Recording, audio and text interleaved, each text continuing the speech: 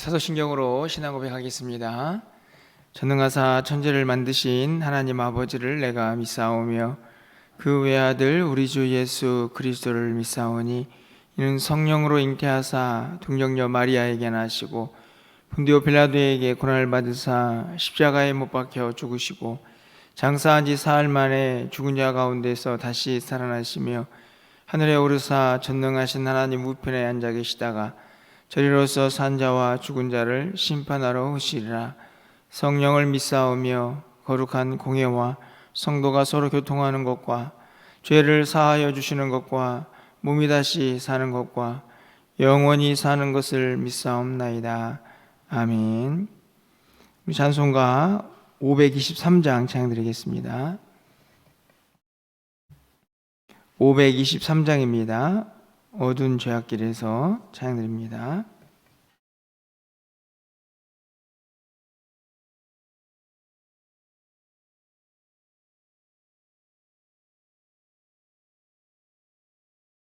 어두운 죄악길에서 목자 없는 양같이 모든 사람 길 찾아 헤맨다.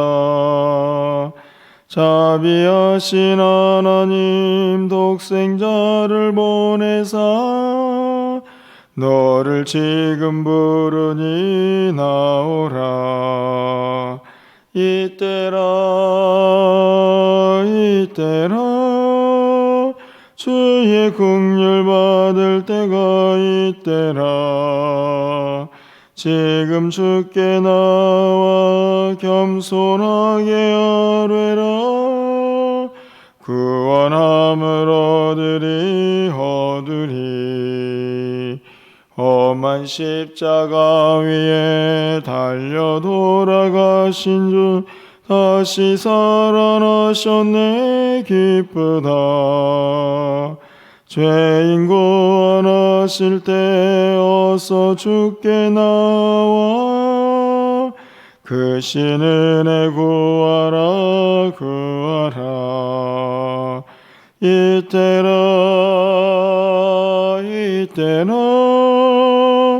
주의 긍휼 받을 때가 이때라.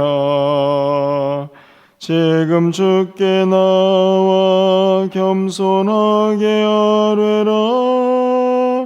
구원함을 얻으리.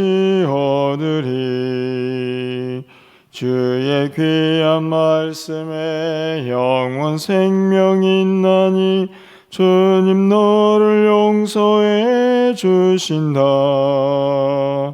주가 부르실 때에 힘과 정성 다하여 주의 은혜 받으라. 이때라 주의 긍휼 받을 때가 이때라. 지금 주께 나와 겸손하게 아뢰라. 구원함을 얻으리. 세월 빨리 흐르고 세상 친구 가는데 너의 영혼 오늘 밤 떠나도 주의 구원 받으면 천국에서 영원히 주와 함께 살리라. 이때라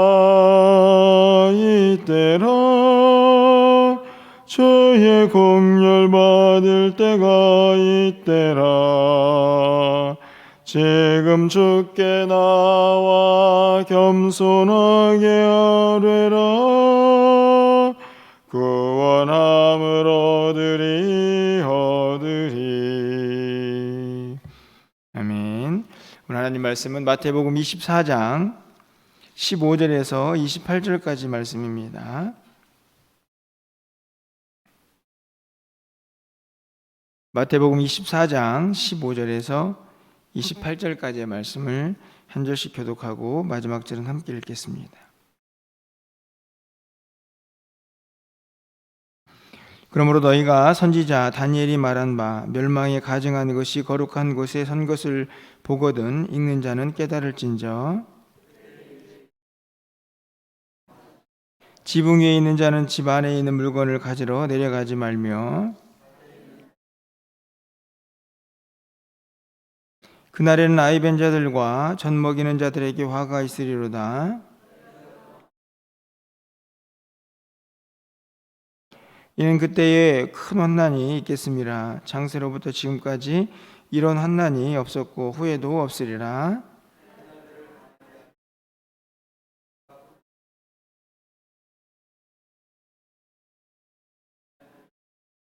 그때 사람이 너희에게 말하되 보라 그리스도가 여기 있다 혹은 저기 있다 하여도 믿지 말라.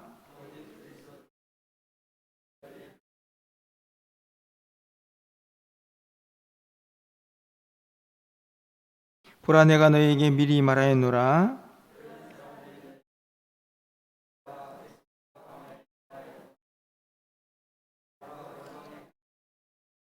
번개가 동편에서 나서 서편까지 번쩍임같이 인자의 임함도 그러하리라.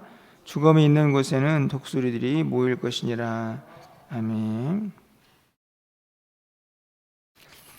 시간이 참 빨리 흘러가는 것 같습니다. 또 3월 마지막 주일을 맞이했는데요. 이 한 주간도 하나님의 은혜와 또 여러분 동행하심이 함께 하셔서 이 한 주간 승리하는 그런 한 주간이 되시기를 간절히 소망합니다. 또 거룩한 주일인데 오늘 또 말씀을 통하여 또 예배를 통하여 하나님께서 예배하신 은혜가 우리의 심령 가득히 차고 넘치는 그런 복된 한 날이 되기를 간절히 소망합니다. 계속해서 마태복음을 살펴보고 있습니다. 오늘은 이제 특별히 이 마지막 때의 징조에 대해서 예수님께서 말씀을 하고 있는데요.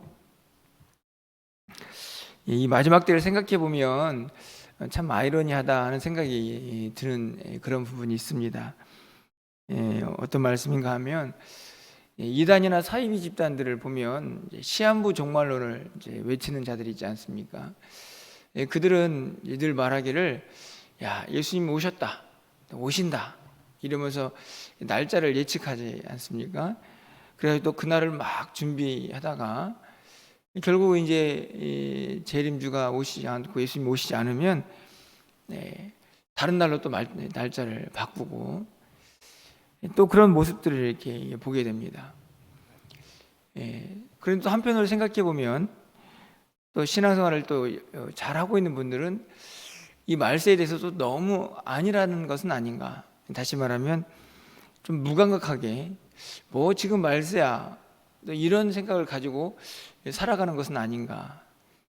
그런 마음이 드는 것입니다. 한쪽은 너무 급진적이고 한쪽은 너무 아니라고. 여러분 어떻게 생각하십니까? 이 시대는 말세인가요? 여러분 어떻게 생각하시는지요? 오늘 본문에 보면 말세의 징조가 크게 이제 두 가지로 설명이 되고 있는데요. 첫 번째로는 이제 큰 환난입니다. 21절 말씀 보면 이는 그때 큰 환난이 있겠습니다. 창세로부터 지금까지 이런 환난이 없었고 후에도 없으리라. 얼마나 큰 환난인가. 사실은 그런데 또 이 구절에서 이 환난이라는 단어가 느끼는 사람마다 또 얼마나 상대적인가 하는 생각을 갖게 되는데요. 무슨 말씀인가 하면 이렇게 큰 환난, 이 경험하고 막상 닥쳐서 그런 환난 속에 빠지게 되면 와 말세가 아닌가 이런 생각이 들지만 나와 상관없는 일이라고 생각이 될 때는 그게 무슨 환난이고 무슨 말세인가 이런 생각이 들 수도 있다는 말씀입니다. 예수님께서 말씀을 하시고요. 약 40년 뒤에 예수님이 오신 다음에 70년쯤에 로마에 의해서 예루살렘이 멸망을 하고 이스라엘 전체가 이제 위기 가운데 빠지게 됩니다. 역사학자들이 이야기하기를 그때에 죽은 숫자가 한 100만 명 정도 되고 포로로 잡혀간 사람도 한 10만 명 정도 된다고 그렇게 기록을 하는데요. 여러분 생각해 보십시오. 얼마나 많은 사람이 죽었습니까? 사실 오늘날의 전쟁이 일어나도 그렇게 많이 안 죽지는 않는데 참 많은 사람이 죽었습니다.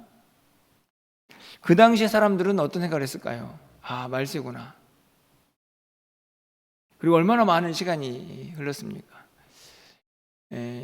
우리가 이 일제시대, 일제강점기를 지내면서 신사참배를 합니다. 많은 사람들이 고난을 당했습니다.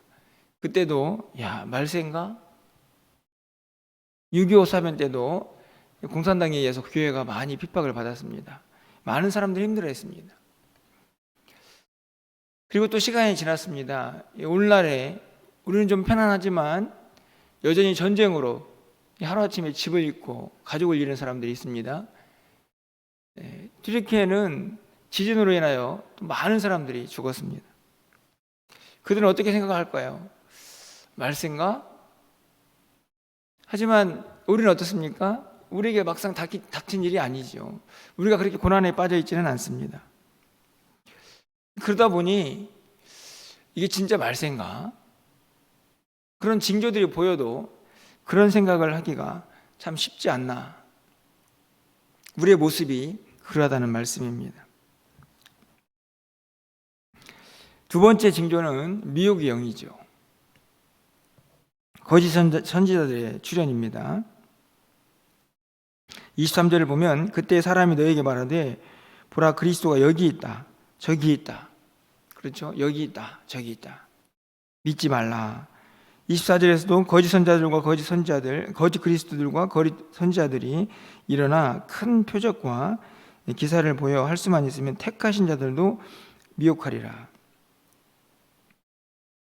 꼭 들어맞는 모습들 아닙니까? 이 거짓 선지자들과 이 거짓 그리스도인들은, 거짓 그리스도는 믿는 자들을 넘어뜨리죠. 지금 우리 주변에 있는 이단들, 사이비들을 보시면 주로 전도의 타겟이 믿는 자들입니다. 넘어뜨리죠. 미혹하죠. 여기저기에서 내가 메시아다, 내가 그리스도다, 내가 재림주다 하는 사람들이 많이 있고, 자신이 선지자라고 말하면서 엉뚱한 교훈을 가르치는 자들이 등장을 하죠. 그런 자들을 믿지 말라. 여러분 어떠신가요? 큰 환난, 거짓 선지자들과 그리스도, 미혹의 영들이 가득한 세상. 여러분이 보시기에 지금이 말세입니까? 어떠신가요? 예수님께서 말씀하십니다. 우리가 읽지는 않았지만 한 가지 비유를 들으시죠. 무화과 나무 비유입니다. 32절 말씀을 좀 가서 보시면요, 무화과 나무의 비유를 배우라. 그 가지가 연하해지고 잎사귀를 내면 여름이 가까운 줄 아나니. 이 말씀은 뭐 특별한가? 전혀 특별하지 않습니다. 그런데 뭘 배우라고 하시는 건가? 이런 무화과 나무는 뭐 이스라엘에서 흔히 볼 수 있는 나무입니다. 한번 봐봐라. 일상에서 언제든지 볼 수 있는 그 무화과 나무. 말세도 마찬가지죠. 그 징조가 그렇게 멀리 있고 우리와 거리가 멀리 떨어져 있는 그런 것이 아니다. 뭐 알지 못하는 어려운 것이 아니라는 것입니다.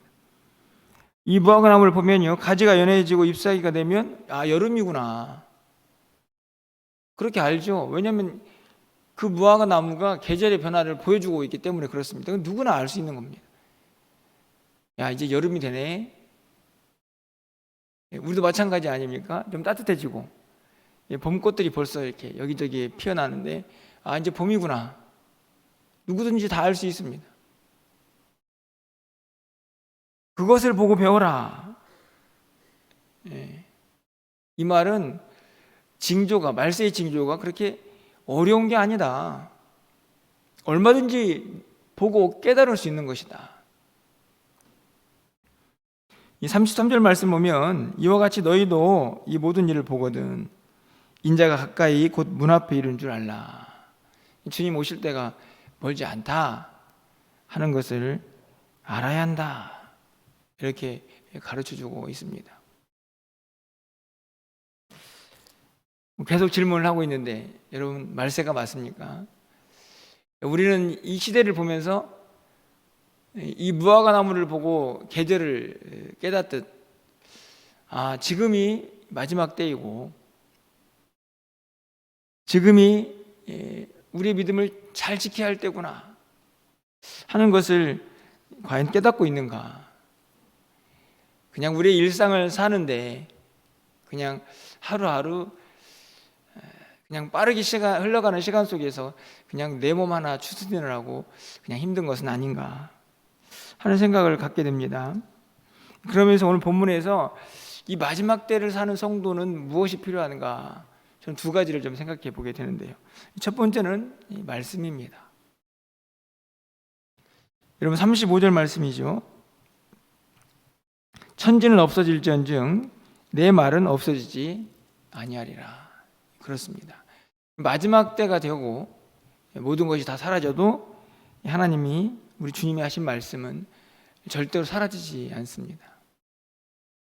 이 마지막 때를 견디는, 또 이 마지막 때를 바르게 살아가는 우리 성도들에게 가장 필요한 것은 그래서 이 말씀이겠죠. 절대로 이 말씀을 붙잡고 있는 자는 말씀이 흔들리지 않듯 우리도 흔들리지 않을 것을 말씀합니다. 이사야 40장 8절 말씀에 우리가 잘 알고 있는 말씀이 기록되어 있습니다. 풀은 마르고 꽃은 시드나 우리 하나님의 말씀은 영원히 설 것이다. 그러니까 말씀이 영원히 서 있기 때문에 그 말씀을 붙잡고 있는 우리들도, 붙잡고 있는 성도들도 흔들리지 않을 것을 분명히 가르쳐 주죠. 환난이 찾아와도 말씀이 있는 사람은 인내할 수 있습니다. 미혹의 영이 우리를 유혹해도 진리의 말씀으로 굳건히 서 있는 사람들은 미혹을 받지 않고 그것을 이겨낼 수가 있게 되는 것이죠. 저는 이 35절의 말씀이 정말 이 시대에 필요하지 않나. 모든 것이 다 흔들려도 결코 변함이 없는 이 말씀을 반드시 붙잡아야 할 때가 바로 지금이 아닌가 하는 생각을 다시 한번 해보게 됩니다. 또 한 가지 우리에게 필요한 것이 있습니다. 그것은 주님의 긍휼이죠. 여러분 22절 말씀을 가서 보시면 그 날들을 감하지 아니하면 모든 육체가 구원을 얻지 못할 것이나 그러나 택하신 자들을 위하여 그 날들을 감하시리라. 이게 무슨 말씀입니까? 마지막 때가 되면 환난이 너무 커가지고 견디기 어려울 정도가 될 텐데 그 가운데에서도 우리 주님이 택하신 자들을 위해서 긍휼을 베푸시죠. 그 날을 감하시리라. 그러니까 이 고난의 때가 길어지면 믿는 우리들도 흔들려서 넘어질까 봐 긍휼을 베푸시는 겁니다. 그 날을 짧게 하시겠다 하는 말씀이죠. 그러니까 환난과 또 고난의 때가 닥쳐와도 우리 주님의 시선은 어디를 향해 있습니까? 믿는 자들, 택하신 자들을 향해 있죠. 저들이 흔들리지 말아야 할 텐데, 이 고난의 때를 잘 이겨내야 할 텐데, 이 말세의 징조를 보면서 시대를 분별하면서 이 때를 살아가야 할 텐데, 주님의 마음입니다. 우리도 마찬가지죠. 이 마지막 때를 잘 견디고 살아가려면 주님의 긍휼과 그 은혜를 늘 사모하면서 그것을 덧입어야만 한다는 것을 분명히 우리에게 가르쳐주고 있습니다. 말씀, 그리고 주의 은혜, 주의 긍휼과 자비하심, 그것이 이 마지막 때를 살아가는 우리 모두에게 반드시 필요한 또 지혜의 말씀이 아닌가 오늘 분명히 깨닫게 되는 것입니다. 제가 늘 말씀을 드리지만 우리에게는 반드시 마지막이 찾아옵니다. 그것이 우주적인 종말이든 주님이 다시 오시는 그런 온 세계의 종말이든 아니면 개인의 종말, 우리가 이 세상을 마감하고 주님 앞에 가는 종말, 끝이 있는 것이죠. 그런 의미에서 우리는 그 기간이 다를 뿐 언제든지 마지막 때를 살게 됩니다. 그렇지 않습니까? 그 우주적이든 개인적이든 마지막 때는 누군가에 늘 찾아오고 결국은 그 시간 속에서 저는 오늘 본문은 그대로 우리에게 적용이 된다고 생각이 듭니다. 환난과 고난은요, 지극히 상대적입니다. 그렇죠? 내가 당하는 고난은 엄청 커 보이고 이런 고난이 어디 있어? 라고 생각이 들지만 또 그 고난이 잠잠해지면 언제 그랬는 듯이 잊어버리고 상대방의 고난은 그렇게 커 보이지 않는 우리의 모습을 보게 됩니다. 그렇게 하루하루를 살다가 결국은 또 마지막 때를 맞이하게 되죠. 여러분, 그 모든 이 고난이, 환난이, 그리고 마지막 때가 그게 어떤 모습이든지 간에 우리에게 필요한 것은 동일합니다. 두 가지를 기억하셔야 한다는 거죠. 영원히 서 있는 그 생명의 말씀, 진리의 말씀, 그리고 그 모든 것들을 견디고 이기게 하는 하나님의 은혜와 긍휼입니다. 결국에는 이 한 주간도 마찬가지죠. 우리가 무슨 힘으로 살아갈까요? 저는 동일하다고 생각합니다. 주님의 말씀의 능력, 그 말씀이 우리를 일으키시고 그 말씀이 우리를 회복시키시고 우리를 지켜주시는 그 말씀의 능력, 그리고 때로는 우리가 그 말씀을 순종하지 못하고 넘어질 때도 많이 있지 않습니까? 그럴 때는 뭐가 필요할까요? 우리의 힘으로는 안 되니까 주의 긍휼, 주님의 은혜가 필요한 것입니다. 바라기는 또 우리가 이 한 주간을 또 세상 속에서 버겁게 살아갈 텐데 이 두 가지를 좀 꼭 잊지 않고 그것들을 붙잡고 그렇게 승리하며 살아갈 수 있기를 소망해 봅니다. 말씀을 붙잡고 살기를 원합니다. 그리고 주의 은혜와 긍휼 없이는 살아갈 수 없음을 여러분이 깨달으시고 그 은혜를 늘 사모하면서 주님이 주신 그 은혜로 또 이 한 주간 또 우리 앞에 펼쳐져 있는 시간들을 넉넉히 이기면서 각자의 자리에서 주의 영광을 위하여 또 힘차게 달려가는 그런 한 주간이 되시기를 주님의 은혜로 주님의 또 말씀과 또 그분의 자비를 구하며 축복하고 또 간절히 소망합니다. 기도하겠습니다. 사랑의 하나님, 감사합니다. 오늘 예수님께서 말세의 징조를 우리에게 가르쳐 주셨는데 그 징조가 우주적이든 또 개인적이든 결국 우리 모두는 마지막 때가 찾아오고 있음을 우리가 잘 알고 있음을 고백합니다. 하지만 때로는 우리 일상 속에서 그것들을 잊어버리며 안일하게 살아갈 때가 얼마나 많이 있었는지 다시 한번 겸손한 모습으로 주님 앞에 나와 오늘도 기도하오니 하나님 우리에게 긍휼과 자비를 베풀어 주셔서 다시 한번 이 시대를 분별할 수 있는 영적인 분별력을 허락하여 주시고 그 안에서 우리가 붙잡아야 할 것이 무엇인가를 분명히 깨달을 수 있는 하나님의 사람들이 다 될 수 있도록 주님 인도하여 주시옵소서. 말씀 붙잡게 하여 주시고 주의 긍휼과 자비를 날마다 사모하며 살아가게 하여 주시옵소서. 새로운 한 주간이 시작됩니다. 우리 사랑하는 성도들 어디에서 또 어떤 일을 하든지 간에 주님의 말씀 붙잡고 든든히 서게 하여 주시고 그 말씀의 위로와 능력을 경험하게 하여 주시옵소서. 아울러서 때로는 연약하여서 그 말씀조차도 우리가 지키지 못할 때 그 가운데 주의 긍휼과 자비가 임하게 하여 주셔서 우리를 일으키시고 우리를 붙잡아 주시는 그 은혜로 다시 살아갈 수 있도록 주께서 함께하여 주시옵소서. 이 한 주간 온전히 주님께 의탁합니다. 하나님 우리 모두를 불쌍히 여겨주시고 하나님 각자의 자리에서 주의 영광 드러내며 하나님께 예배하는 우리 모두가 될 수 있도록 주님 인도하여 주시옵소서. 연약한 성도들에게 새 힘을 더해 주시고 지혜의 광선을 비춰 주셔서 회복의 역사도 경험할 수 있도록 주님 도와 주시옵소서. 고난주간을 또 기대하고 또 부활주를 또 기대하며 살아갑니다. 하나님 이 모든 또 일정 속에서 주님의 십자가를 깊이 묵상하며 주의 은혜를 기대하는 사랑하는 성도들이 다 될 수 있도록 주님 인도하여 주시옵소서. 오늘도 강단에 선포되는 말씀이 생명의 말씀이 되게 하시고 그 말씀 듣고 또 사랑하는 성도들 위로받고 새 힘 얻을 수 있도록 주께서 역사하시고 인도하여 주시옵소서. 오늘도 우리의 기도를 들어응답하여 주시기를 간절히 소망하고 우리 주 예수 그리스도의 이름으로 기도합나이다. 아멘.